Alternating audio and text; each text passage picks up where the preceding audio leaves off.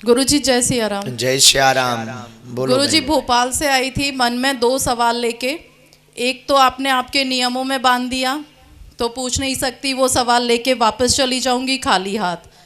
दूसरा सवाल बस इतना जानना चाहती हूँ कि ऊपर वाले से पूजा पाठ अर्चना भक्ति जोत सब जलाई, सब तरीके से उसको मनाया, उसने ज़िंदगी में कुछ ऐसा पल ला दिया कि अब वापस नहीं जा पा रही हूँ।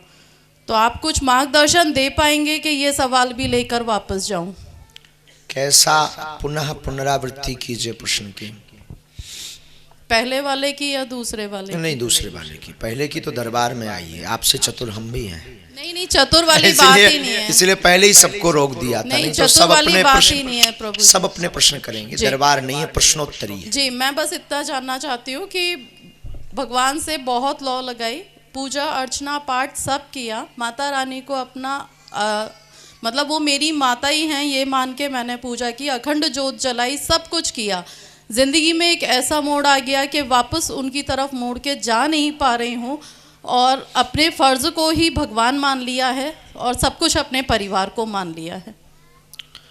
फर्ज से अलग हो करके कोई भी शास्त्र नहीं कहता है कि आप जो है हमारी तरफ आइए, अपितु फर्ज में ही भगवान के दर्शन कीजिए, यही शास्त्र का सार है।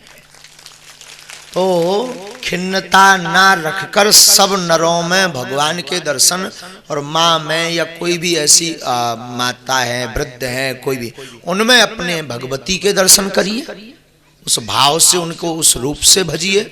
और जरूरी नहीं है पूजा पाठ दीपक से ही मनाई जाती है, बुरा ना माने तो हम आपको टोकें। बाहर की अखंड ज्योति खूब जलाई हो पर भीतर की बुझी धरी हो तो काम नहीं होता है। अगर भीतर की जोत बुझी होती तो कर्म को अपना सब कुछ ना माना होता। कर्म कृपा दोनों आवश्यक है। कर्म कृपा दोनों आवश्यक है। तो माँ को मानना महत्वपूर्ण नहीं है, महत्वपूर्ण यह है कि आप माँ के हैं। तो कोई भी ईश्वर से अलग नहीं है और आपने भगवान पर कोई उपकार नहीं किया मानकर, भगवान ने आप पर उपकार किया जन्म देकर। तो वही तो बोल रही हूँ, इतना उपकार करके फिर एक पल में सब छीन क्यों लिया? वो ईश्वर की गति से ज्यादा हमारे आपके द्वारा किए हुए कृत्यों का प्रभाव होता है। ईश्वर की गति से ज्यादा हमारे आपके द्वारा किए गए कर्मों का ऐसा प्रभाव होता है कि वो मोड़ पर ऐसी लाकर खड़े कर देते हैं। इसलिए गिरधर की कुंडलियां कहती, बिना विचारे जो करे सो पाछे पछताए, काम बिगाड़े आपनो जग में होत हसाए। जग में होत हसाए, चित्त में चैन न पावे, खान पान सम्मान राग रंग मन ही न भावे। और कहें गिरधर कबीराए, दुख कछु टरत न टारे, और खटकत हैं जिय माह किए जो बिना विचारे। बोलिए, शायद आप हमारी वाणी से संतुष्ट हुई होंगी। विराज जाओ। हाँ जी ठीक है। ये जो चंदन लगाए तब तक पुरुषों में ये चंदन वालों को भेज दीजिएगा, काली सी सॉल डाले। हाँ, इन तक माइक भेज। गुरुजी सीताराम। सीताराम। बोलो बहन जी। मुझे बिल्कुल विश्वास नहीं हो रहा कि मेरी आपसे बात हो गई। हो तो रही है। मुझे सच में यकीन नहीं हो रहा। मुझे बस आपसे एक बार आई कांटेक्ट के आप मेरी तरफ देख लो, सिर्फ आप। अभी तार वाले वाला जी गए थे ना, मैं भागती भागती कहाँ गई, पुलिस वालों से लड़ा मैंने कि मुझे देखना है उनको, और आपको ध्यान भी हो तो आप भी ऐसे ऐसे देख रहे थे। मैं वहां लड़ी थी गुरुजी कसम से। और मैंने कब की बात है बहन जी? आज की तार वाले वाला जी जब आप गए। कहाँ? तार वाले हनुमान जी जब? जी जी। बहुत भीड़ थी वहाँ? बहुत भीड़ थी, लेकिन मैं बाहर ही खड़ी थी वहाँ पे, पापा के साथ गई थी मैं। गुरुजी मुझे बिल्कुल यकीन नहीं हो रहा कि मेरी आपसे बात। कहाँ की हो बहन जी? अशोकनगर की हूँ गुरुजी। मैं 8 महीने से धाम भी जा रहे हैं हम लोग, लहसुन प्याज भी छोड़ रखे हैं, और मतलब बहुत निराश हो गई थी कि यहाँ पे आए तो अगर मेरी उनसे बात नहीं हो पाई एक सेकंड के लिए तो मेरी इतनी भक्ति का कोई मतलब नहीं है।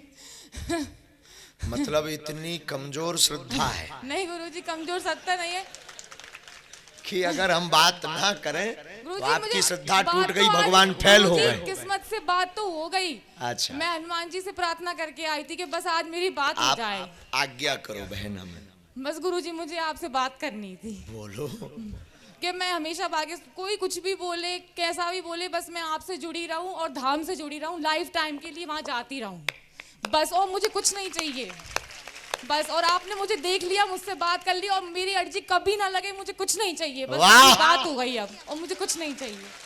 जय हो बहन। जी गुरुजी। भगवान करे आपका बहुत जल्दी पर्चा बन जाए। गुरुजी सीताराम। गुरुजी, मेरे जो चाची के बच्चे आए उनको आपको बस टॉफी देना है, वो चॉकलेट। प्रणाम गुरुजी। प्रणाम जी। मुझे बस आपका आशीर्वाद चाहिए कि मैं जो भी करूं मैं उसमें सफल हो जाऊं, और मुझे आपके दर्शन करने थे और आपसे बात करनी थी, जो हो गया। वाह, क्या नाम है आपका? इशिका श्रीवास्तव। वाह, यहीं रहते हैं? जी गुरु। अशोक, बहुत अच्छा। लाओ आप टॉफी दे दो हमें। आप आपका आशीर्वाद दें हम सबको। मतलब तब बाद में आप टॉफी देंगे?